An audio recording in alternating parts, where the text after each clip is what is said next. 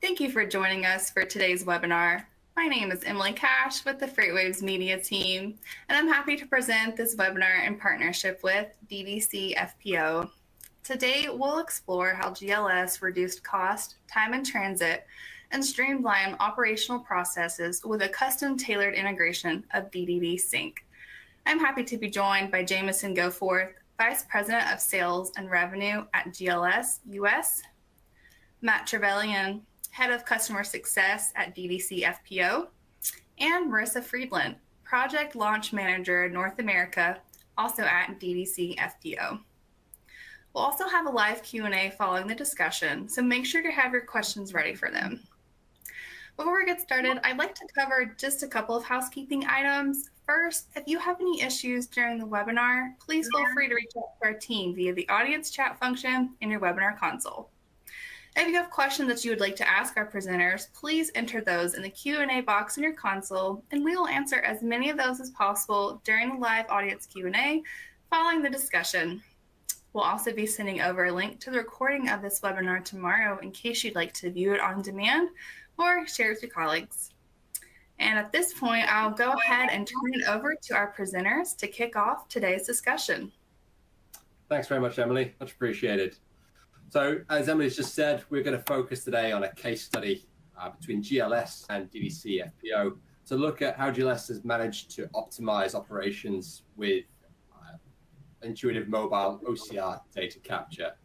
We'll last roughly for about 45 minutes in terms of a presentation and conversation between the three of us. And then, as Emily said, we'll turn over to some questions and we'll do our best to answer those in as much detail as possible.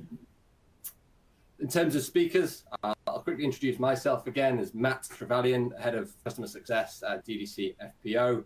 I've been involved with DDC Sync, which is the OCR data capture that we alluded to in the title, since its inception, really, and that's my speciality, so hopefully any questions we'll be able to answer. Jameson?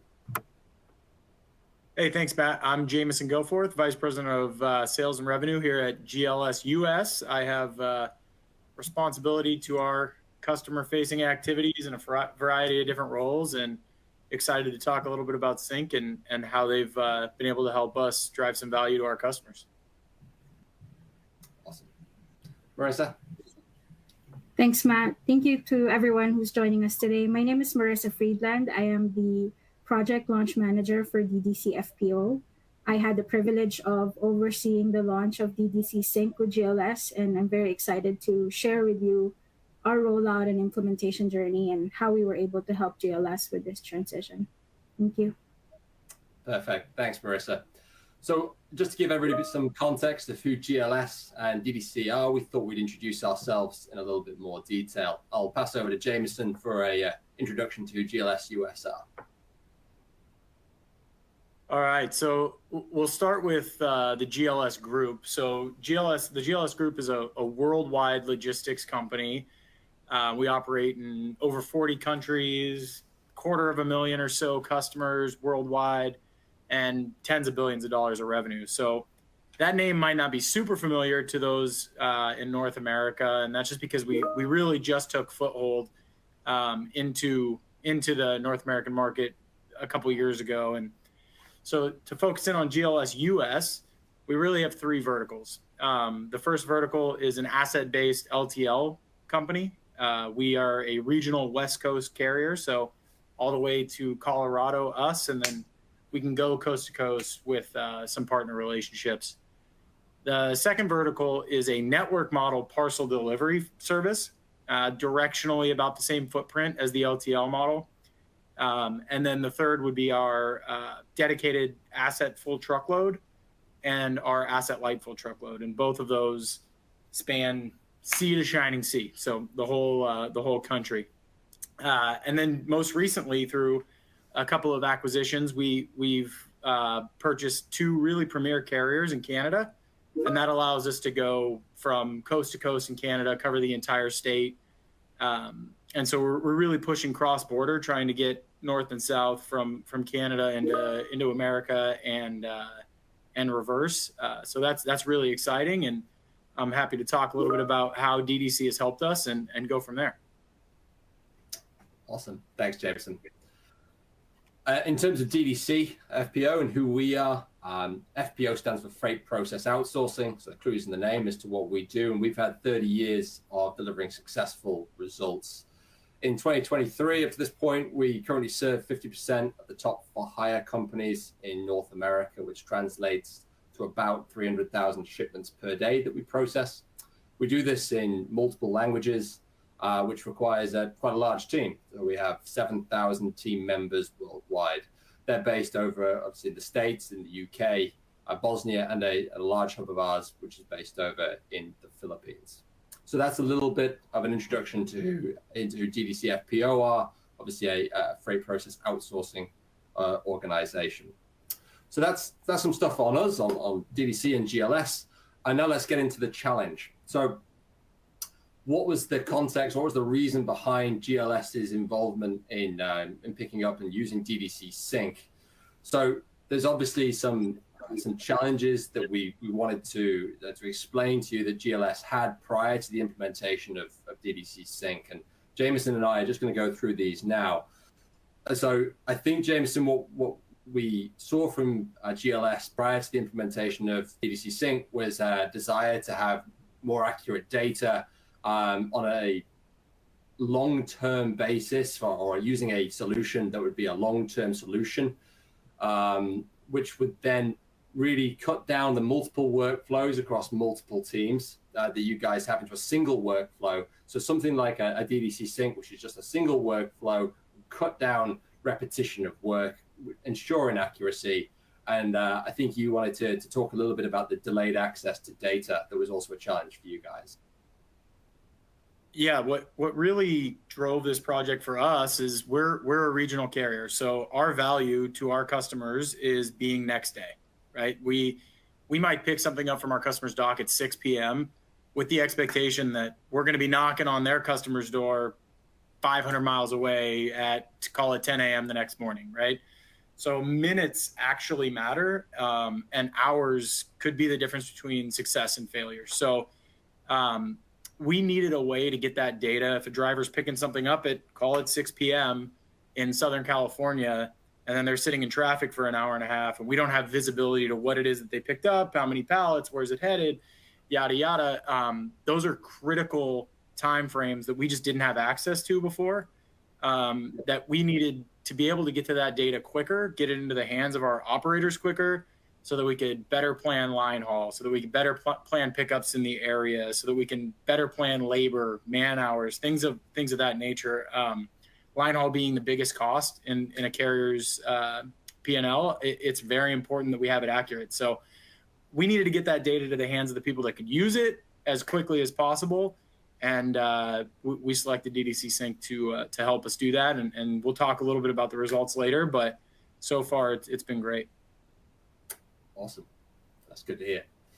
So you mentioned there, Jameson, you selected DDC Sync to do this, and we'll talk a little bit about why it's been so successful so far in the rollout, and what the solution looks like. So why DDC Sync? So it's no secret that DDC and GLS have a good long-standing relationship. We've been working with you guys for a number of years, and we've been processing a portion of your bills for that time. I think because we know your business quite well, we understand the implications of rejection. So DDC Sync has been really useful and really sort of a easy step for GLS, because we have so many touch points with one another. We understand the implications of rejections on back office staff. So if at the moment or prior to using DDC Sync, we saw the quality of image that would come through that was not sufficient for our team to bill, so we knew how the quality of the image needed to look using a mobile capture system before we rolled it out to you guys. We knew about all of your workflows and all of your systems, right? So because we've been working with you guys for a while, we understood how you guys worked. I think that's why DDC Sync has been so successful as well in its implementation, because we've been able to provide a customized system, having got to know you, having got to know the likes of yourself and other management at GLS, and what it is that you guys were looking for. And so I think having those personal touch points, personal relationships, as well as the understanding experience of how GLS work has meant that Sync's been been a pretty seamless integration. What do you reckon? No, that's a good call out. I mean, certainly to your point, no mistake that we've done a lot of work with DDC, and our relationship is what got you guys a seat at the table at the RFP. But I would say more importantly, we were going to choose the best product in the market, whether that was DDC or our competitor. And the relationship certainly goes a long way in the trust, but what won it over for us was the quality of that data capture, the accuracy of the data, and then the speed at which we can get that data. Again, going back to what I was talking about earlier with our challenge, how quickly can we get that data into the hands of the people that are every night making the decisions that either lead to us successfully executing on our customers' expectations or not. So sure, I like Matt and Marissa and the whole team over there, and but really the decision was based 100% on the quality of the product, and it's been great for us so far. Perfect. So in terms of what DDC Sync is, and I appreciate a lot of people on this call will not know really what it is. So to give people an understanding, a bit of a background to it. So when Jameson's talking about getting information much earlier, much quicker, the primary use of DDC Sync is intuitive capture. So it takes a good quality picture of a bill of lading. The reason why we can say it's a good quality and consistently good quality picture is that we use OCR technology. OCR standing for optimal character recognition. What it's essentially doing is ensuring that a picture that a user takes is good enough quality that a human can read it. So when a user takes a picture of a bill of lading, or indeed in GLS's case as well, labels, we are seeing that the app will ensure that the quality of the image is good enough that one of our team over in the Philippines or the team over at the GLS's back office team can read that image in order to process and key it. And that is the key part of DDC Sync as well. DDC Sync is that it's intuitively teaching the driver how to take a good image. So the driver will learn that in order for a bill to pass and to be accepted, it needs to be they need to be capturing an image in the right way. And that's very easy for a driver to adopt. It may sound slightly technical on a call or slightly complex on a call. The driver just needs to take a good quality picture. Usually by using a clipboard in their truck, it'll easily pass the OCR checks and be sent to the cloud. And from when it reaches the cloud, it can be pointed anywhere. It doesn't need to go to DDC. It can go to anybody's system at any point, whatever our client requires. That's where the beauty of Sync lies. It can be pointed anywhere in the world. But it's not just the intuitive capture technology that makes DDC Sync a little bit different. There are also other features. Towards the right-hand side of this screen, we have some features on secure company communication. So this is where management from a client can be able to broadcast information, news, training to all of their drivers. They will receive a notification to say that there has been a new post in a broadcast area. That means that the management can have access to speaking to drivers and to employees that has never been seen before, or they've never been able to do so before. They can select a particular group of drivers. So, for example, if a group of drivers operating in one part of the country are expecting inclement weather, the HR or operations team can easily reach out to those drivers specifically and just say, hey, guys, you might be seeing something, you might be seeing some inclement weather today. You better stay off certain routes. There's also the driver community. Now, the driver community is a little bit like a Facebook or a WhatsApp area where drivers can talk to one another in a secure environment. This whole idea was born out of the COVID-19 pandemic, where drivers were feeling probably quite alone. They weren't able to communicate very easily and efficiently with their colleagues, weren't able to see many people. And this is something that we found would increase driver retention and make drivers feel part of a team and inclusive. Now, we know that there are certain WhatsApp groups out there that drivers are part of. The difference being here is that the client is able to retain all that information, all that data. and doesn't have to share it with WhatsApp. And what we find is the driver community is set up so that you can have areas where drivers are able to talk about where the best place to park is, where the best place to have a shower is, for example. Or it could be more social or slightly outside of work. So what are people planning to have for lunch on the road, like a 10-minute meal guide? Or it could be to ensure that drivers are getting enough exercise whilst they're out on the road and keeping on top of their mental health too. So it's an area in which the driver can easily access to feel part of an inclusive group and a community and get help, whether it be work-wise or maybe just have a chat with a couple of colleagues that they may not see given the nature of the job. And the final part of these features, other than the intuitive capture technology, is the gamification. Now, when we talk about gamification, it's essentially a way in which we get the users to quickly adopt this new technology. Adopting new tech is not easy, so trying to entice drivers and users to use the tech, it was always going to be something that we wanted to address. So what we did was we came up with a gamification where drivers would score points for using the app correctly. You know, the more good quality images that would come through, essentially the more points the driver would score. If they didn't use the app in the correct way, if they were scanning through bad quality pictures, or they were using the app when they returned to the terminal as opposed to taking a picture of pickup, they would be deducted points.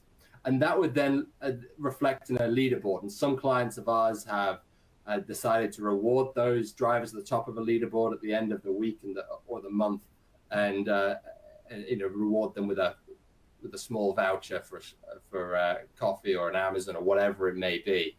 And that's some of the other features of DDC Sync that have been really successful so far.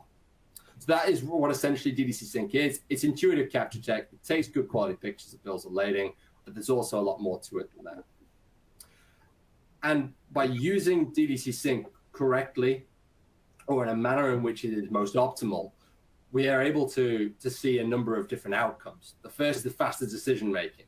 You know, the guys on the ground are able to make decisions from an operational perspective much quicker. Jameson mentioned before, minutes matter, right? So having faster decision making is key, and being able to access that data much quicker is something that's really very important to our clients. Getting information quicker also leads to optimized load planning and dock operations. So you can really sort out the workforce who is needed on the dock and when. It also translates to improved driver efficiency. The drivers no longer have to input a huge amount of manual data to when they're at each pickup. They can scan obviously the bills of lading, meaning they get back on the road much quicker. And if we are increasing, or if we are getting the information much quicker, for example, if we receive the information 4 hours earlier, that means GLS received the information 4 hours earlier. That means GLS's customers receive information 4 hours earlier. That increases their visibility. If it increases their visibility and their knowledge of where their goods are, that increases their satisfaction as well. Jameson, is there anything you want to add here in terms of how you found the use of DDC Sync in terms of the insights that is delivered to you, or should we move on to the rollout? I would say faster decision making. I've touched enough on that, so I'll skip it. But then improved driver efficiency. I'll go back specifically to our line haul operation. One of our biggest value props as a regional carrier is that we're going to touch your freight less than one of the national carriers, right? And in order to actually execute on that promise and load more direct line hauls, we have to know where our freight's going and what percentage of our freight is going where to accurately execute on that promise and to make sure that we have enough schedules going in the right directions and enough drivers well in position to move that freight. So those two in particular for me have been what helps us drive value to the customer most, because the less times you touch a shipment, the less opportunity there is for damage, right? I'm not a genius, but I can put those two together. And so the more we can do that, the better we are and the better we execute on those promises that we make our customers. So Those are the two that I would touch on. Let's touch your freight less. Let's get it there faster and do it in the most efficient manner possible, because that keeps our cost down as a carrier, which in turn leads to cost savings for our customers. Awesome. So we'll move on now to the rollout.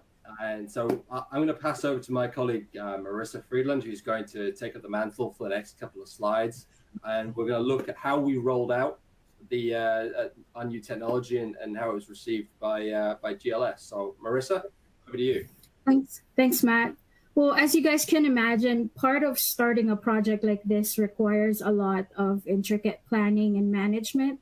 So we wanted to share a little bit of our implementation process with GLS for this launch.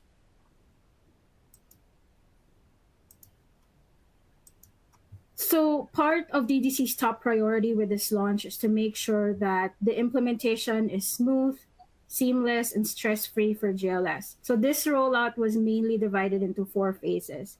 The first and most crucial phase, obviously, is planning and discovery. At this stage, we were meeting and collaborating a lot with the leadership team at GLS to make sure that we understand their needs, their objectives, and any requirements that they have. We have sent a lot of detailed questionnaires to make sure that we cover their preferences on training, or the order of the terminal rollouts, and many more. This specific stage of the rollout is really what's laid the groundwork for us for this whole project. The next stage is the project setup and training. Here, based on GLS's preferences, we've established an effective roadmap and timeline where we followed a very detailed project plan that broke down manageable tasks for everyone that's involved, from the GLS side to our side. This is also the time where we took to complete the setup of the app, where we've tailored it to what GLS need. This is also the start of our dispatcher training, where we've conducted separate comprehensive trainings per terminal to ensure that the dispatchers are equipped with the knowledge and skills that they need to pass it on to the drivers that they're going to be training, so that they can effectively use DDC Sync. We know that the success of the adoption of DDC Sync relies heavily on their drivers, and we're very lucky because we've dealt with amazing terminal managers and dispatchers, and I think we were able to reach that goal because of them. With a clear roadmap in place, we were ready to move forward to the next stage, which is the launch and go live. This is where all of the planning and development and testing come together, so we can get the app deployed. Our strategy here is to launch each terminal separately. This way, we can minimize the impact of any hiccups or issues during the launch only to that specific terminal. As you can imagine, any bugs or usability issues or bottlenecks all normally come out during this stage, because this is where everybody starts to use it in the real world. So we were working very closely with the operations team and the IT team on the GLS side to make sure that the deployment and the launch goes off without a hitch. So throughout this process, it's all about constant communication with GLS, sending them daily status updates, meeting with them on a weekly basis for check-ins, and just making sure everyone is aligned and informed. Following the go live, we've launched DDC Sync to all of their terminals. So now we're in the monitor and evaluate phase, where we're still here, we're supporting, and our maintenance teams are still readily available to provide ongoing assistance and address any post-launch concerns. We are still closely monitoring user feedback and tracking performance metrics as well. So we're still working very closely with GLS to make sure that they experience continued success and satisfaction with the app as well. As part of our post-launch monitoring, here are a couple of key GLS metrics that we're continually watching and reporting for them. The first one is the number of rejections. obviously our technology is OCR, so quality is top priority for us. So we're looking at this number daily. The quality of the scans are critical to having the BOLs keyed timely and accurately, just like what Jameson said earlier.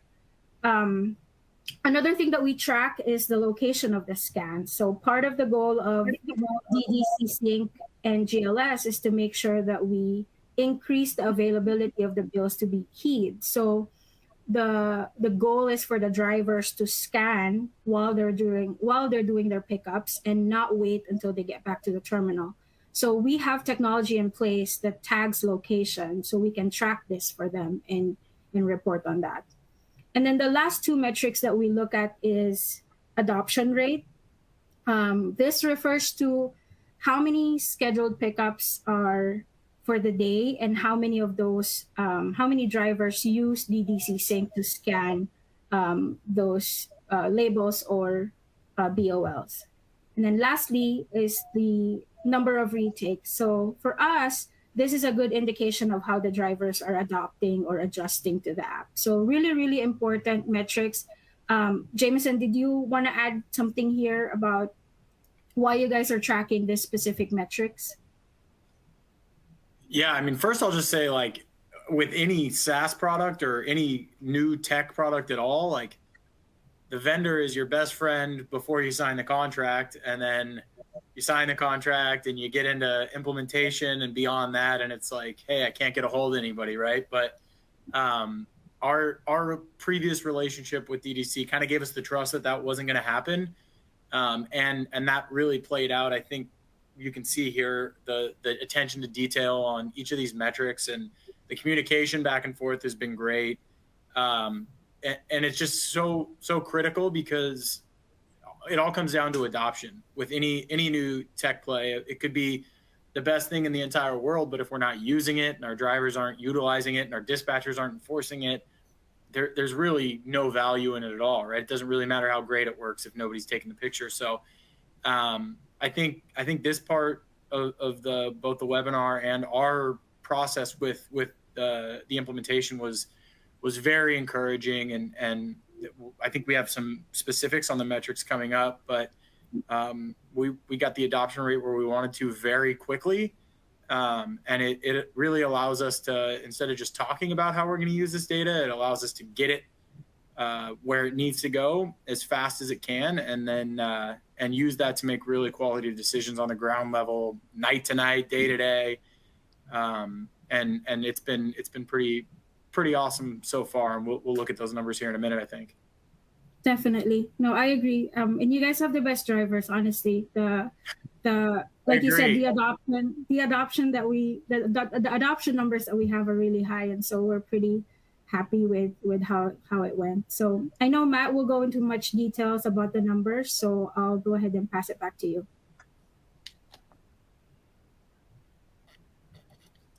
Thanks, Marissa. Matt, can you start that off with how great our drivers are again? Let's just keep that conversation going. It's funny, actually, because I was about to turn around and say, Jameson, what's the reaction been to using that?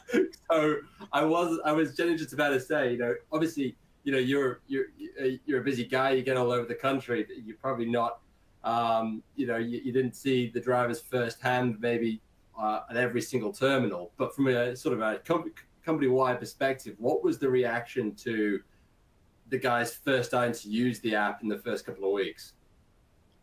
I mean, at the beginning, it's the same thing as anything else, right? Like, oh, I got to change. But as they saw the ease of use, I mean, it goes so far when the actual process itself is simple and you can communicate the value. The gamification is great, right? You can see rankings and you can see who's outperforming who, and we're all relatively competitive in this industry, right? So that has helped a lot. But I think the ease of use is the number one reason why our adoption rate was so high. The quality of the product, and then obviously the collaboration between both organizations, DDC and GLS. And then I was kind of seriously the quality of our employees, from dispatchers to drivers to terminal managers. Like, if we didn't have good ones, they wouldn't follow along with what we were doing, and then we don't get any of the value we've been talking about. So it all came together really well. So I think it was positive overall. That's great. That's great to hear. I think that really leads really nicely into the next stage, and I'll get your opinions on the training and how the dispatches have been as well in a second, Jameson. But just for the benefit of the audience, in terms of the training and reporting, this is crucial to the ongoing rollout of DDC Sync. So as Jameson mentioned a minute ago, new tech, there's always going to be a bit of, we've got to change as an attitude whenever anything new is introduced, especially in, where we have drivers who may have been driving for 30, 40 years, and they've been used to a certain process, used to a certain way of doing things, and then moving from one workflow to another, it can be quite challenging. So in order to ensure that there is not just a successful rollout from Marissa, but continued good rollout and continued success, we have to have a quite a steady, firm foundation that the training is built on. So GLS have hundreds of drivers. They've got satellite terminals with just a few drivers in, and they've got their main terminals with obviously many, many more drivers.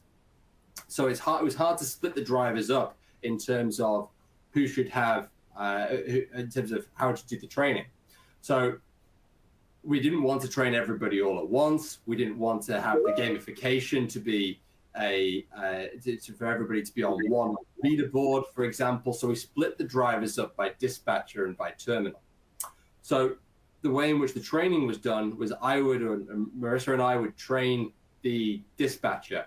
That way, the dispatcher who has a solid knowledge of each of their drivers and their personalities, they could then train those drivers in a manner in which they saw fit.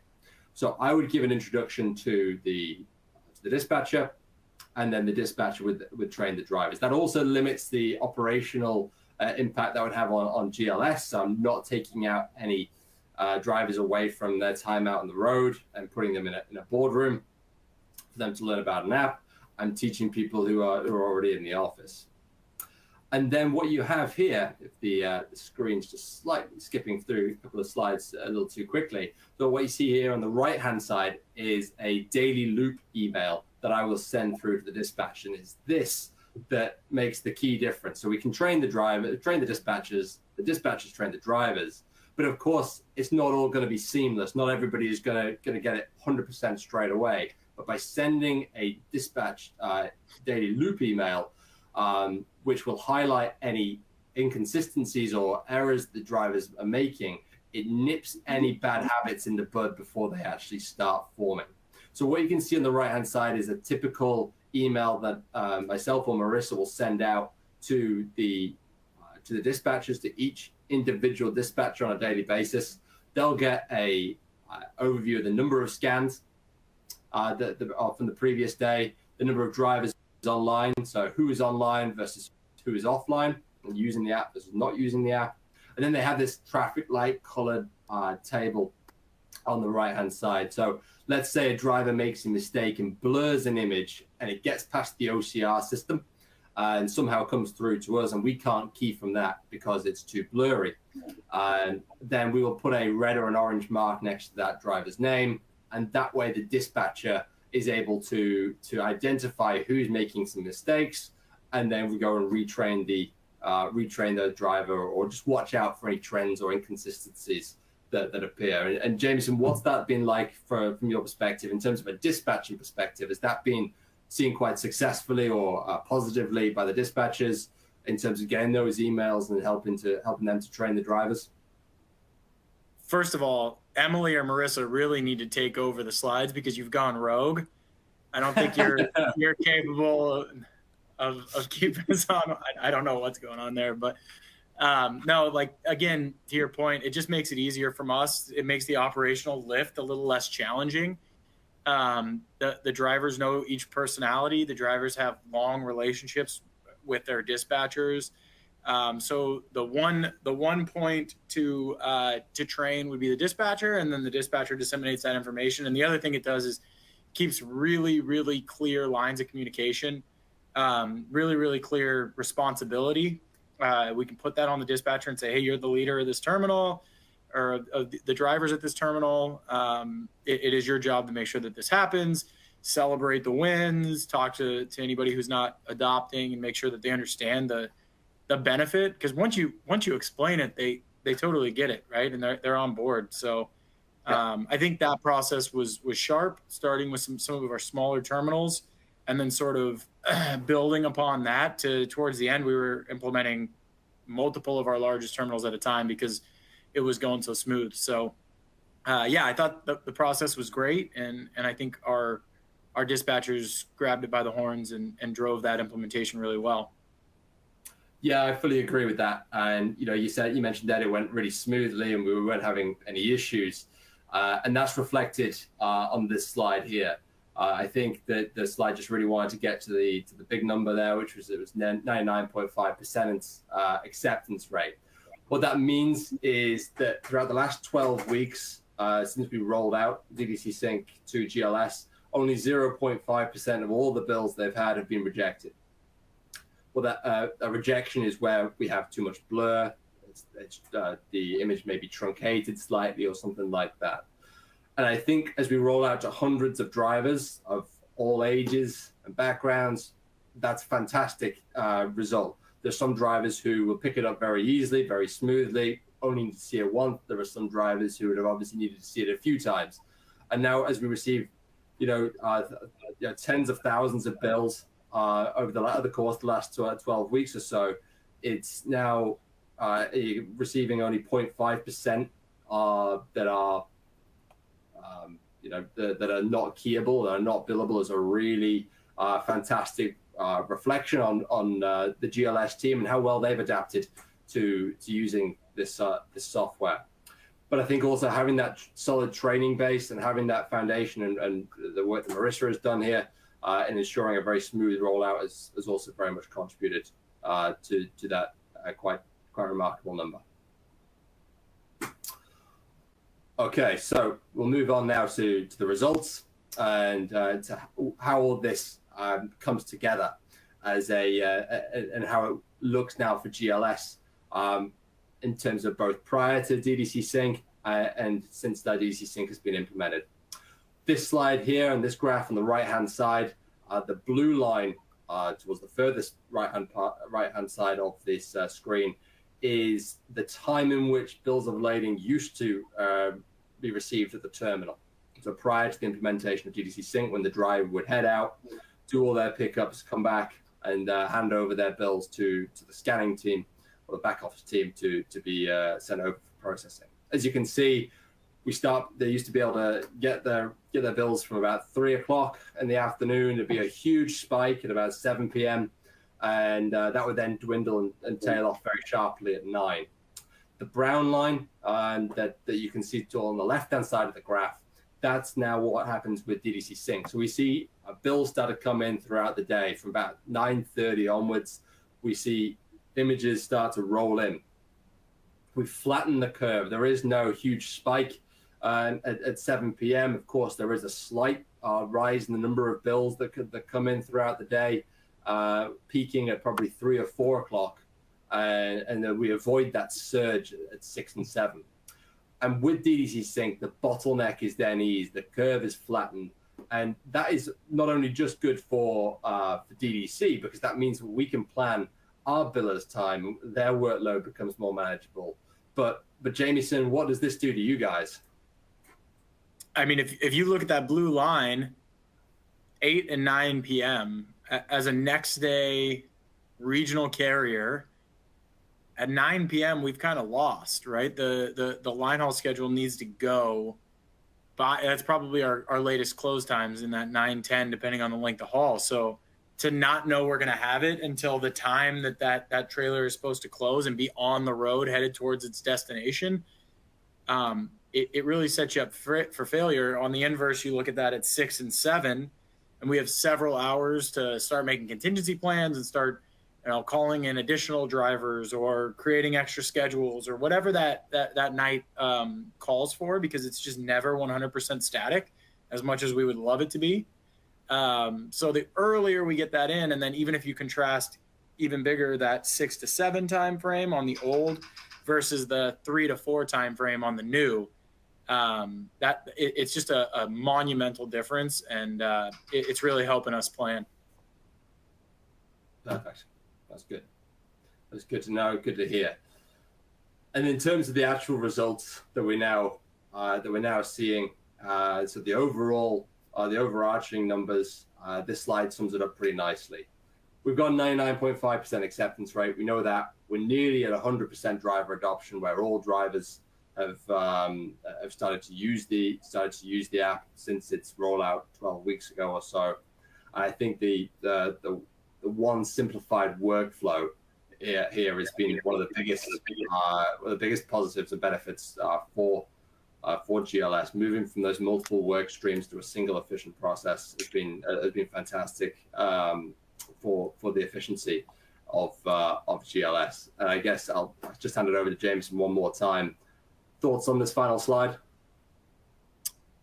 The numbers all look great, right? We like 100, we like 99.5, we like big numbers. The only thing that we didn't talk about, and it was probably just you guys being nice, is we did kind of change the game on you halfway through implementation. We have a handful of customers that we try to be nimble and flexible as a regional player, that have, I'll just call it non-traditional bill of ladings.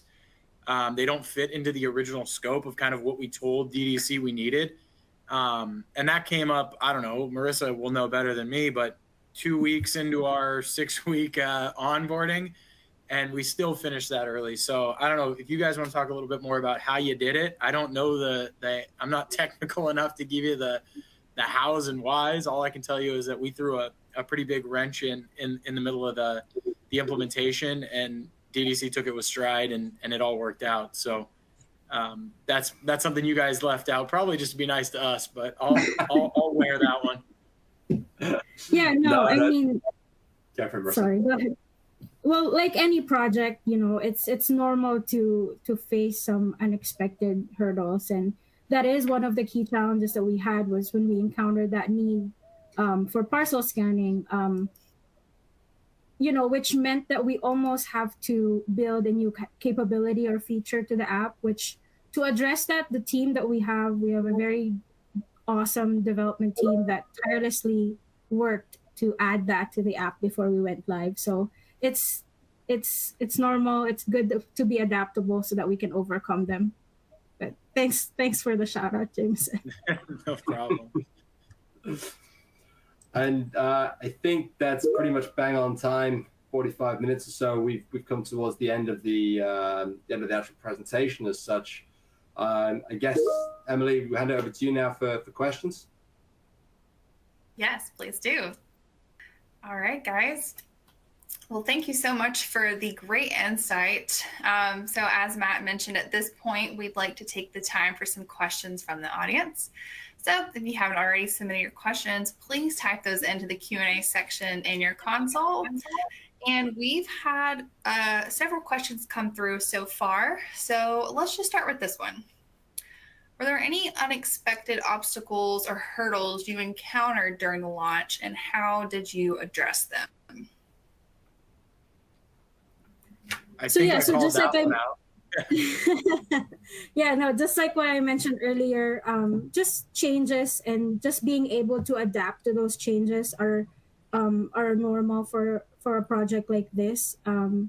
We also had issues, obviously, with adoption and getting to that point where the drivers are comfortable with the app. So again, normal things to go through the project. I'm happy to say that we were able to adapt to all of the changes.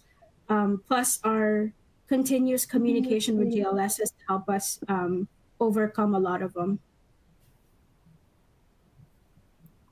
Excellent. Yes. I mean, obstacles, those things are going to happen. So thank you, Marissa, for addressing those.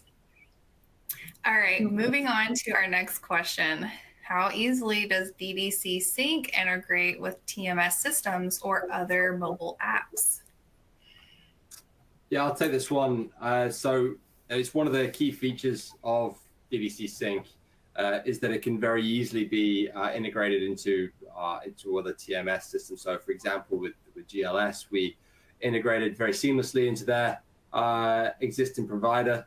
That means that on their TMS now, the drivers just need to click a single button, which takes them straight through to DDC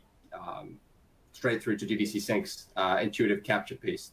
So it's a very simple process, depending obviously on the TMS provider, but the ones we've worked with so far have been very, very simple. And we've built it to be flexible. We've built it so that we know that drivers have multiple different apps on their phones.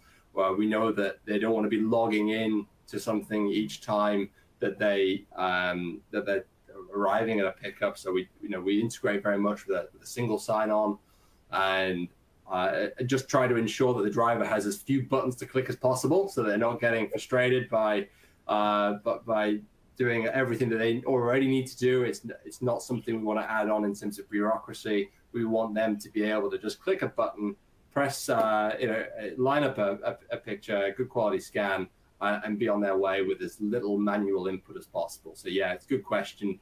It's something that we have built DDC Sync with in mind. Excellent. Good to know. Thank you, Matt. Moving on to the next question. Jameson, I think this one is for you. How has the tech support been? Well, it's been great. And it's almost like when I hear that question, it's like, how is it when you email support@ddc.com, right? But it hasn't, we don't really get there because there were daily check-ins. There was, weekly meetings. There was on hand, all hands on deck training. So if in a year something breaks and we need some help, then I could probably answer that better. But I think we were so close together. The tech support's been great. So I would say 10 out of 10 on that side. Excellent. All right, Jameson, I think this one, I'll pass it to you as well. Do you have DDC Sync integrate into or feed data into any other systems? Yeah, so to Matt's earlier point on the integration, our driver app, our handheld dispatch app, is where DDC Sync lives. So they're in the app that they would have otherwise been in to accept pickups, to notify themselves as at shipper, yada, yada. And within that application is right where the DDC Sync button is. They click it, scan the paperwork, and move on. From there, it goes into our billing system, which DDC does some of. We have quite a bit still in-house as well. So it goes directly to our billers where they will bill it. It goes automatically into our back-end system.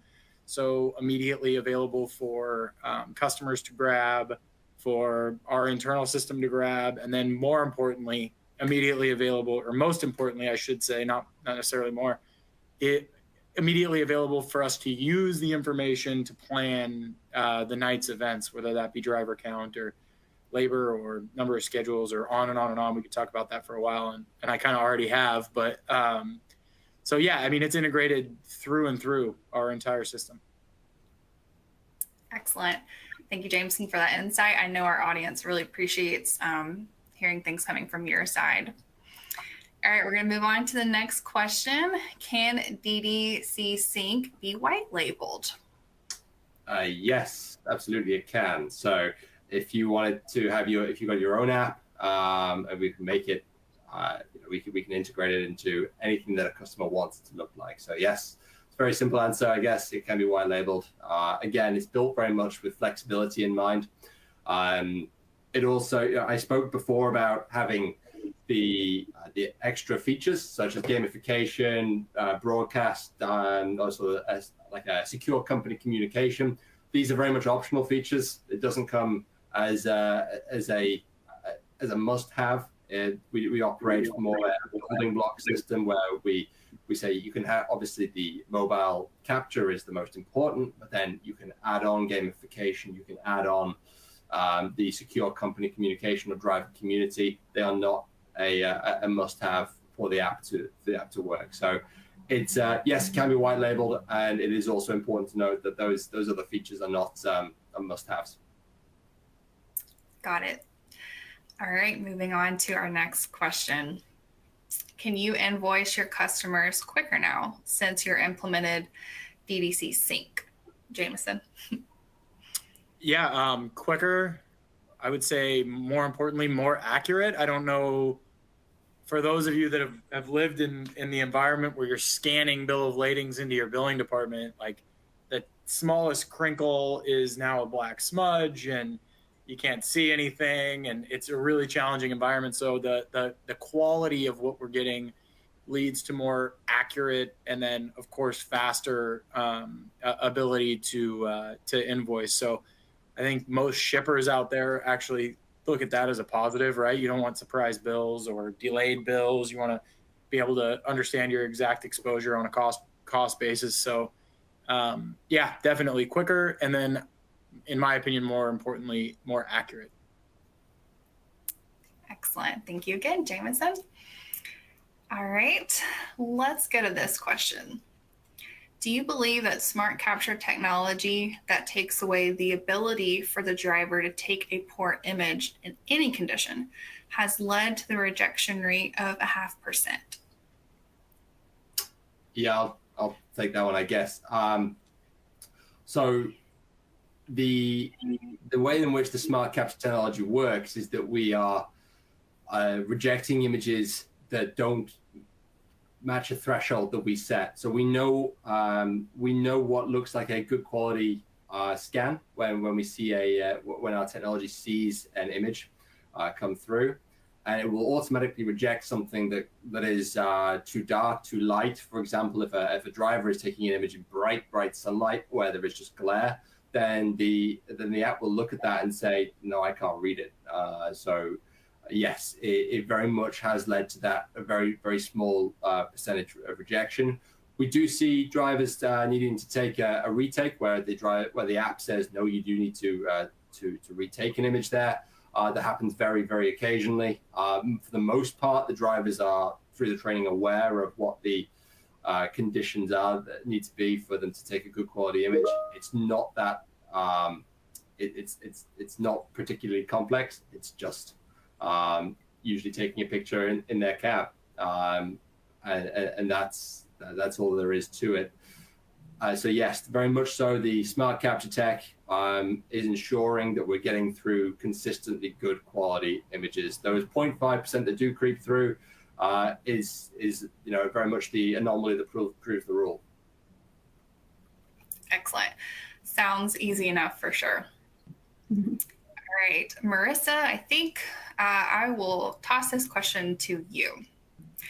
After rollout is complete and the carrier has fully adopted DDC Sync, what kind of reporting, communication, support, etc. is provided? Great question. We'll always be there. We'll never go away. Just like what Jameson said, hopefully they don't experience any type of major issues, but if they do, they can always reach back out to us and we'll be there to support and fix it. In terms of reporting, this is actually a good slide because you can kind of see the portal here. And part of the training that we did with the dispatchers is we trained them on how to go into this portal and be able to interpret the data that's coming from DDC Sync. So if a dispatcher wants to check specifically how the drivers are doing, if they're scanning during pickup, and all of the metrics that I spoke about earlier, they can easily go into this portal and be able to look at the reports. And again, if they have any questions or anything like that, they can always reach back out to us. We're always here to help and support for sure. Excellent. Thank you, Marissa. All right, moving on. I think we have time for maybe one more question. Matt, I'm going to toss this one over to you. Sure. Can DDC Sync handle large volumes of bill for national or larger carriers?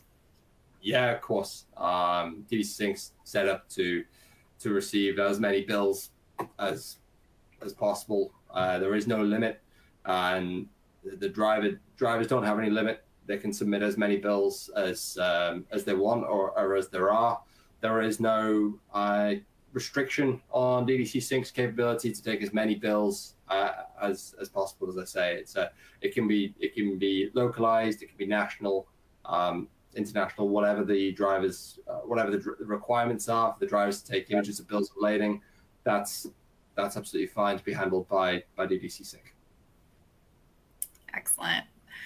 All right, I just had another question come through, so we should be able to get through this one.